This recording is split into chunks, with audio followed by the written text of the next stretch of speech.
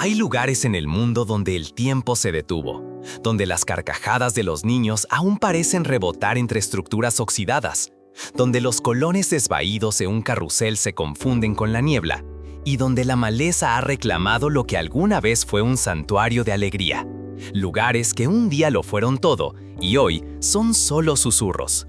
Escenarios detenidos en el tiempo, que aún conservan los rastros de una energía desbordante, encapsulada en el óxido de las barandas, en los boletos abandonados sobre el suelo y en las voces que parecen querer decir algo desde otra época.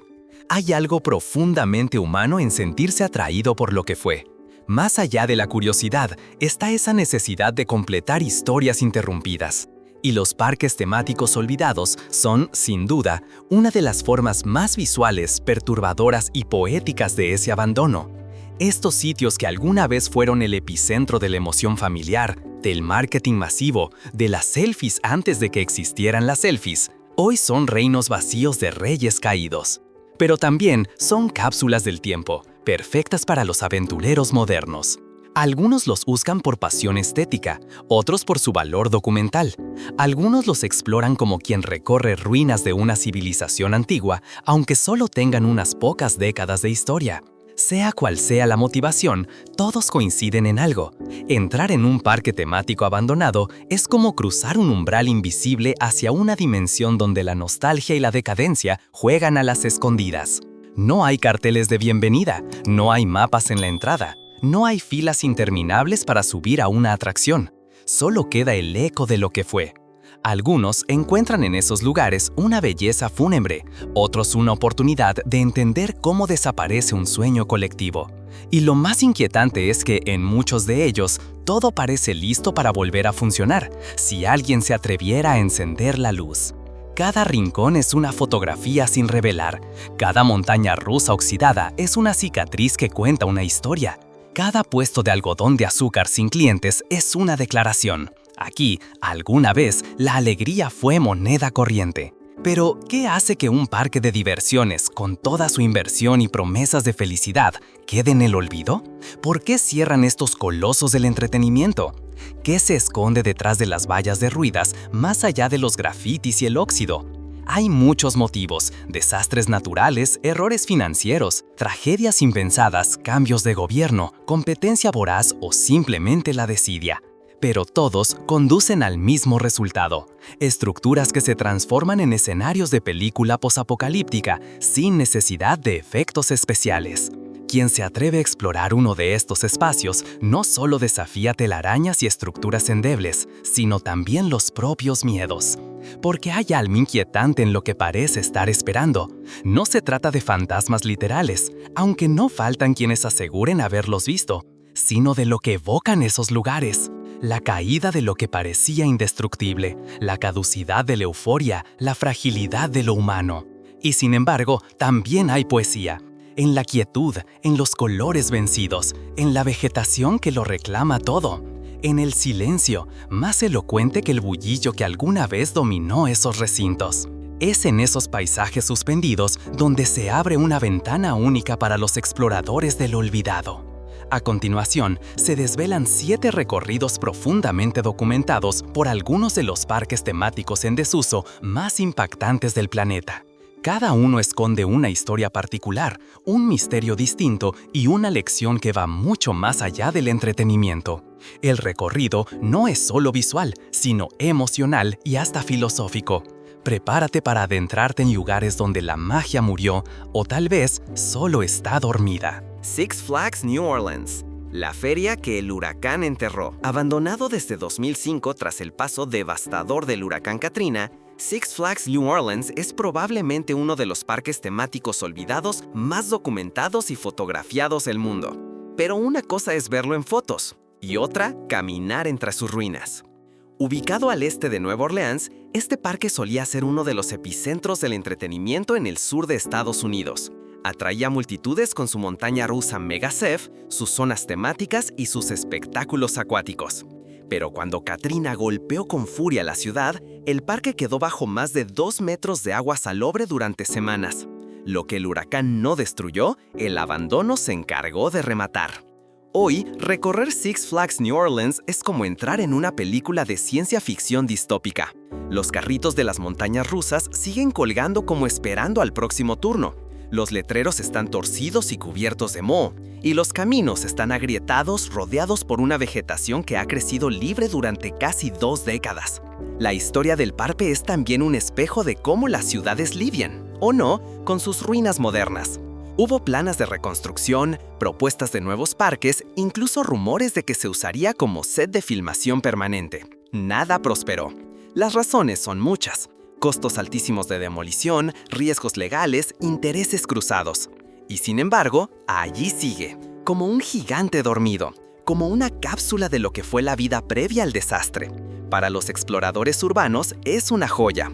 Para los amantes de lo sombrío, un festín visual. Y para los nostálgicos, un recordatorio brutal. Nada es para siempre. Nara Dreamland, el Disney Dreamland japonés que murió de silencio. En Japón, donde la precisión y el detalle son ley, se construyó un sueño demasiado parecido a uno americano. Tan parecido que terminó devorado por su propia sombra. Nara Dreamland, inaugurado en 1961, nació con una ambición desmedida, replicar la magia de Disneyland pero en suelo nipón. Su castillo central, sus trenes, su desfile y hasta sus personajes eran un reflejo directo del parque original en Anaheim.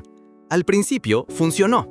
Japón estaba entrando en una etapa de crecimiento económico acelerado, y la novedad de tener una tierra de sueños propia atrajo a miles de visitantes al año. Pero esa similitud, que al principio era su fuerza, fue también su sentencia. En 2001, Disneyland Tokyo, esta vez sí licenciado oficialmente por The Walt Disney Company, abrió sus puertas en Chiba, y todo cambió. Nara Dreamland no pudo competir. Los visitantes desaparecieron casi de inmediato. La calidad de las atracciones, que alguna vez fueron innovadoras, empezó a palidecer frente a la modernidad y espectacularidad del nuevo parque oficial. En 2006, tras años de decadencia, cerró sus puertas definitivamente. Lo más curioso fue lo que pasó después. Nada. Nadie desmontó el parque, nadie protegió los accesos, nadie cuidó legado. Simplemente se cerraron las rejas, se apagaron las luces y el parque quedó allí, esperando. Durante años, Nara Dreamland fue uno de los lugares favoritos para los Haikyo, los exploradores urbanos japoneses. Armados con cámaras y linternas, se adentraban en sus ruinas con un respeto casi ceremonial. Porque Japón tiene una forma única de relacionarse con lo viejo, con lo abandonado. No lo destruye, lo observa. Recorrer Nara Dreamland fue durante más de una década caminar entre atracciones detenidas en el tiempo. Montañas rusas que se oxidaban lentamente bajo la lluvia, carros de golosinas cubiertos de hojas, maniquís de personajes ficticios mirando al vacío, puestos de comida con sus carteles intactos aunque descoloridos por el sol. El parque se convirtió en un símbolo de lo efímero, de cómo incluso una copia de la felicidad puede atraer multitudes y luego desaparecer sin hacer ruido. Era un monumento a la nostalgia, un cementerio de sonrisas falsas y un recordatorio brutal del poder que tienen las licencias oficiales frente a los sueños independientes. Finalmente, en 2016, Nara Dreamland fue demolido, pero durante 10 años fue uno de los parques abandonados más famosos del mundo. Y aún hoy, su memoria vive en los miles de videos, fotografías y relatos de los que alguna vez cruzaron su entrada clandestinamente. No era solo un lugar, era una metáfora viva. La ilusión puede construirse, pero si no tiene alma, muere. Pripyat Amusement Park, el parque que nunca fue. No todos los parques temáticos olvidados nacieron para vivir. Algunos fueron condenados antes de siquiera empezar. Y pocos lugares en el mundo representan mejor ese destino truncado que el parque de diversiones de Pripyat, en Ucrania. Todo estaba preparado para el 1 de mayo de 1986. Sería el Día del Trabajador, una de las fechas más celebradas en la Unión Soviética, y el nuevo parque, recién construido en la ciudad satélite de Pripyat, sería el gran estreno del día. Una rueda de la fortuna brillante, autos de choque relucientes, columpios mecánicos recién pintados y una pequeña montaña rusa esperaban a los niños y familias que llenaban la ciudad. Pero 5 días antes de la inauguración, el mundo cambió. El 26 de abril de 1986, a las 1:23 de la madrugada, el reactor número 4 de la central nuclear de Chernóbil, ubicada a tan solo 3 kilómetros de Pripyat, explotó. Fue el peor accidente nuclear de la historia. La radiación se esparció silenciosa por toda la región. Pripyat fue evacuada en apenas unas horas, con la promesa de que sería solo por un par de días. Nadie volvió jamás. Y así, el parque de diversiones quedó allí. Nunca se inauguró oficialmente, nunca tuvo música, nunca vendió un algodón de azúcar, nunca recibió la risa de los niños. Solo el zumbido invisible de la radiación lo acompañó por décadas. Pero su imagen se volvió icónica. La rueda de la fortuna amarilla, oxidada pero aún en pie, se convirtió en uno de los símbolos más inquietantes de la tragedia de Chernóbil. En medio de una ciudad fantasma, el parque se alza como una contradicción, un lugar construido para la felicidad, envuelto por el desastre. Con los años, Pripyat se convirtió en un sitio de turismo controlado. Documentales, películas y videojuegos como Call of Duty y Stalker recrearon sus ruinas con detalle. Pero estar allí en persona es otra cosa. No hay fotos ni videos que transmitan la intensidad del silencio que rodea el parque. No hay filtro que capture lo que significa ver un columpio quieto desde 1986. Exploradores urbanos y viajeros extremos llegan al lugar con guías especializados, trajes de protección y dosificaciones controladas. Algunos se sienten emocionados, otros profundamente tristes, porque más allá del morbo o la curiosidad, hay una sensación que es imposible ignorar. El parque de Pripyat es un monumento al futuro que nunca llegó. En su abandono se conserva el eco de una era, de una ideología, de un mundo que colapsó sin aviso. Cada estructura oxidada es una memoria suspendida, y cada paso dentro del parque es un recordatorio brutal de lo frágil que puede ser el progreso cuando se desafía la naturaleza. Esprit Park Berlín, el reino soviético del absurdo y la melancolía. En lo profundo del Treptower Park, al sureste de Berlín, duerme un gigante. No ruge, no brilla, no gira, pero en sus tiempos lo hacía todo. Hoy, sus dinosaurios de fibra de vidrio y sus cisnes abandonados flotando en canales secos cuentan historias que pocos se atreven a escuchar. Esprit Park, inaugurado en 1969 bajo el régimen de la República Democrática Alemana, fue el único parque de diversiones permanente del Berlín comunista. Y por años representó el ideal socialista de esparcimiento familiar. Su estilo era peculiar. Sin el marketing occidental, sin personajes de franquicia, sin luces cegadoras, pero con su propia versión de la fantasía. Allí se alzaba una imponente rueda de la fortuna de 40 metros, rodeada por figuras de cuentos tradicionales y atracciones más artesanales que electrónicas.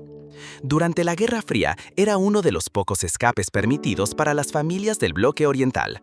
Pero con la caída del muro en 1989, el mundo cambió. Y Esprit Park intentó adaptarse, a la fuerza. El empresario Norbert Witte compró el parque en los años 90 e intentó occidentalizarlo. Trajo nuevas atracciones, colocó música más moderna y cambió su nombre a Esprit Park Berlin. Pero el experimento fracasó. La ubicación alejada, la falta de estacionamiento y las deudas acumuladas hicieron que el lugar cerrara en 2002. Sin embargo, lo que ocurrió después fue aún más extraño. Witte trasladó varias atracciones a Perú con la promesa de abrir un nuevo parque en Lima. Lo que no dijo fue que usó uno de los contenedores para traficar cocaína, escondida dentro de partes de una montaña rusa desmontada. Fue arrestado y encarcelado, y su hijo también terminó en prisión en Sudamérica. Una historia surrealista, digna de novela negra, pero totalmente real. Desde entonces, Esprit Park se convirtió en un paraíso para los exploradores urbanos de toda Europa. Y no es difícil entender por qué. Las imágenes parecen sacadas de una película de David Lynch. Barquitos en forma de cisne cubiertos de musgo, una cabeza de dinosaurio caída en el barro, carruseles detenidos entre la niebla, rieles oxidados que emergen de la vegetación como serpientes dormidas. El silencio del lugar es casi teatral, y el viento que sopla entre los árboles parece activar recuerdos de gritos de niños que ya no están. Hay una especie de tristeza dulce en cada rincón, como si el parque supiera que alguna vez fue importante, pero ya nadie lo recuerda. Aunque las autoridades de Berlín han planeado reabrirlo como un parque cultural o natural, los restos de su pasado todavía resisten. Y mientras existan, seguirán atrayendo a aquellos que buscan algo más que entretenimiento. Buscan las huellas invisibles del tiempo. Yucatán Park, el Parque de los Dioses Dormidos. En el corazón del sur de México, a las afueras de Mérida, hay un lugar donde el mito y el concreto se abrazan en un sueño interrumpido. Yucatán Park, construido en los años 80, pretendía ser el primer gran parque temático del sureste mexicano inspirado en las civilizaciones mayas. Pero lo que debía ser una fusión entre cultura ancestral y entretenimiento moderno, terminó convertido en un eco extraño entre la selva y el polvo. Desde el aire, el parque parece una ciudad perdida. Pirámides de fibra de vidrio, cabezas colosales que recuerdan a los olmecas, una réplica exacta del observatorio de Chichén Itzá, pero convertido en montaña rusa, y templos falsos cubiertos ahora por raíces verdaderas. Nada de eso funciona, nada se mueve, y sin embargo, todo respira una calma fantasmal que atrae a exploradores de todas partes del mundo. El sueño comenzó con buenas intenciones. Un empresario local quiso rendir homenaje a la historia indígena de la región, mezclando educación con diversión. Así nacieron atracciones como el viaje al inframundo, un tren oscuro que simulaba el descenso al Xibalbá, o Juego de Pelota Mortal, un espectáculo dramatizado sobre el antiguo deporte ritual. Pero los turistas preferían las playas. El acceso al parque era difícil, la inversión insuficiente y el mantenimiento pronto se volvió imposible. Para finales de los años 90, Yucatán Park cerró sin aviso, y el clima tropical hizo el resto. En poco tiempo, la vegetación comenzó a tragarse cada estructura. Los caminos se agrietaron, las estatuas se cubrieron de líquenes. Los tramos de rieles oxidados que antes transportaban vagones con música tribal, hoy sirven de guía para lagartijas y serpientes. Pero algo extraño ocurre allí. Los exploradores que se han aventurado en el lugar coinciden en que se respira una energía distinta. No necesariamente oscura, pero sí profunda. Tal vez por el entorno, tal vez por el simbolismo de las estructuras, o tal vez porque se construyó sobre tierras que ya estaban llenas de significados espirituales. Algunos afirman haber escuchado cánticos, tambores lejanos o murmullos que no logran explicar. Otros se limitan a contemplar en silencio lo que alguna vez fue un parque y ahora parece un sitio ceremonial abandonado por el tiempo o tal vez protegido por él. En sus mejores días, Yucatán Park quiso enseñar.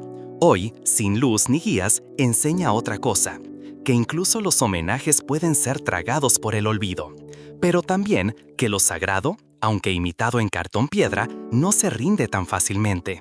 Queda ahí, esperando, vigilando, como los antiguos dioses que lo inspiraron. Wonderland Beijing, el castillo que nunca tuvo reino. En las afueras de Beijing, más allá del concreto, del tráfico incesante y de las avenidas infinitas, se alza lo que parece un espejismo.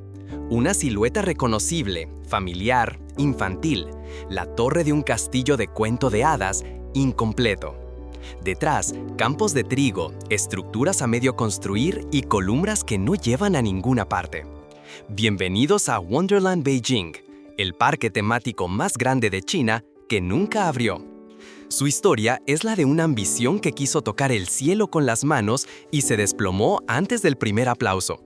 Concebido en los años 90 como una especie de Disneyland asiático, Wonderland iba a contar con más de 120 hectáreas de atracciones, espectáculos, zonas temáticas y hoteles.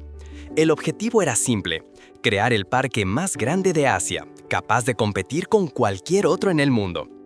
Pero la maquinaria que lo impulsaba no era tan mágica como parecía.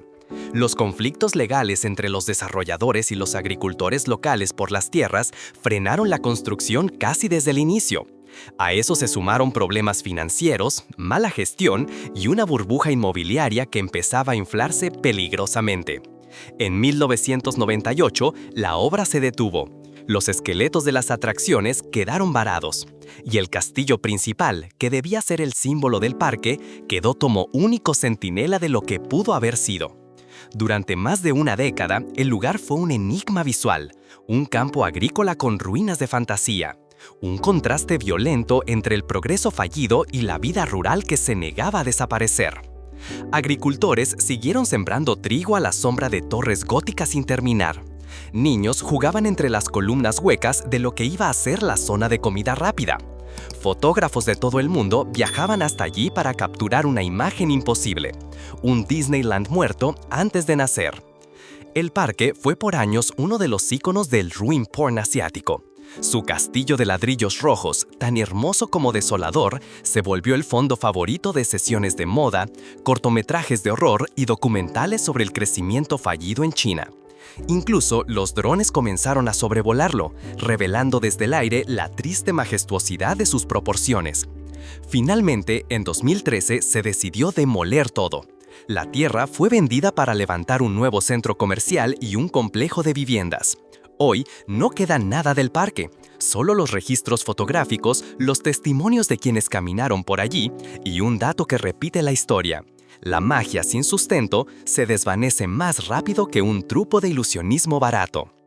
Wonderland Beijing no fue un parque abandonado en el sentido tradicional, fue un sueño interrumpido, una promesa que nunca llegó a formularse por completo. Pero por eso mismo, su melancolía es aún más poderosa, porque no hubo risas que se apagaron, ni luces que se fundieron. Hubo solo silencio desde el principio, y ese silencio es el que aún retumba en quienes recuerdan sus torres perdidas entre los campos de trigo. Daddy Park, el parque donde el tiempo se detuvo después del grito. En el pequeño pueblo de Daddycel, Bélgica, existe un lugar donde los juegos infantiles ya no provocan sonrisas, sino escalofríos. Allí, entre árboles que han crecido sin permiso y estructuras oxidadas que parecen llorar en silencio, yace el olvidado Daddy Park, un parque temático infantil que cerró sus puertas sin música, sin fuegos artificiales, sin despedida, pero sí con una tragedia. Inaugurado en la década de 1950 como un parque cristiano familiar, Daddy Park fue uno de los primeros espacios recreativos accesibles para las clases medias belgas.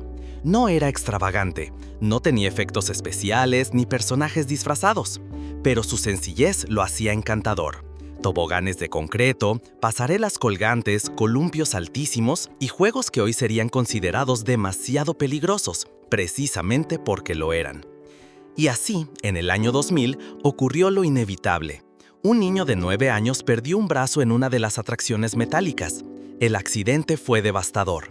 Los medios hicieron eco del caso y la confianza en el parque se evaporó. Aunque los administradores intentaron reformar las instalaciones y prometieron mejoras, el daño ya estaba hecho. El lugar fue cerrado temporalmente, pero nunca volvió a abrir.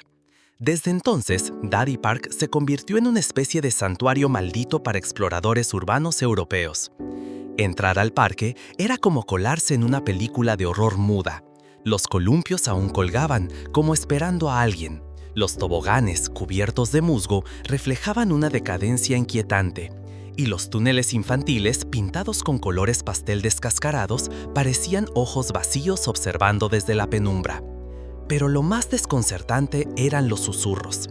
Muchos visitantes aseguraban haber escuchado risas lejanas, gritos amortiguados, cadenas que se movían solas. Algunos culpaban al viento, otros a su imaginación, pero algunos aseguraban que algo quedó allí. Algo no se fue con los niños y las familias. Algo se quedó congelado en el momento exacto del accidente y sigue repitiéndose en bucle. Los lugareños rara vez hablaban del parque, decían que estaba maldito, que debía ser derribado, que los árboles no crecían bien cerca de ciertos juegos, que los animales evitaban pasar por allí. Finalmente, en 2012, el lugar fue desmantelado. Todo rastro de Daddy Park fue removido, limpiado, enterrado, pero los relatos siguen vivos. En foros exploradores, en videos nocturnos, en fotografías tomadas desde el borde de la valla, porque hay lugares que, aunque desaparezcan físicamente, permanecen, y Daddy Park es uno de ellos.